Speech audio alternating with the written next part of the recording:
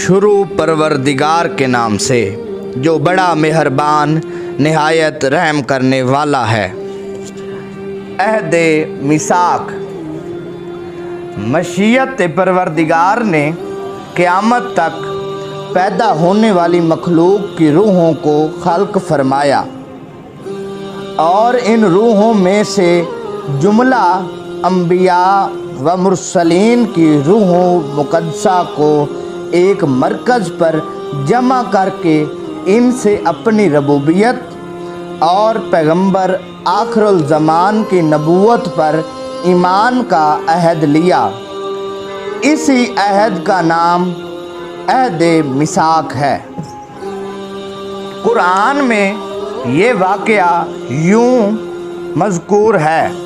ترجمہ: خدا نے پیغمبروں سے اقرار لیا، میں تمہیں جو کتاب اور حکمت دوں اس پر عمل کرنا، اور اگر تمہاری زندگی میں تمہارے پاس ہمارے رسول محمد آئیں اور وہ تمہاری کتابوں اور نبوت کی تصدیق کریں تو اس پر ایمان لے آنا اور اس کی مدد کرنا۔ پھر دریافت کیا، کیا تم نے اقرار کر لیا اور میرے عہد کا بوجھ اٹھا لیا؟ سب نے کہا ہاں، ہم نے اقرار کر لیا۔ تو ارشاد ہوا کہ اب تم اس قول و قرار پر ایک دوسرے کے گواہ ہو جاؤ، اور میں بھی تمہارے ساتھ گواہ ہو جاتا ہوں۔ مفسرین نے اس آیت قرآنی کے ذیل میں مختلف تفسیریں کی، جن کا خلاصہ یہ ہے کہ جنت سے محرومی کے 300 برس بعد جب حضرت آدم کی توبہ قبول ہوئی تو ان کی پشت سے تمام روحیں نکالی گئیں، اور ان سے 3 طرح کا عہد لیا گیا۔ اول یہ کہ عام انسانوں سے کہا گیا کہ کیا میں تمہارا رب ہوں؟ سبھی نے جواب دیا بے شک تو ہمارا رب ہے۔ دوسرا عہد علماء سے لیا گیا کہ تم احکام الہیہ کی تبلیغ کرنا، اور تیسرا عہد انبیاء سے لیا گیا جس کا ذکر قرآنی آیت میں ہے۔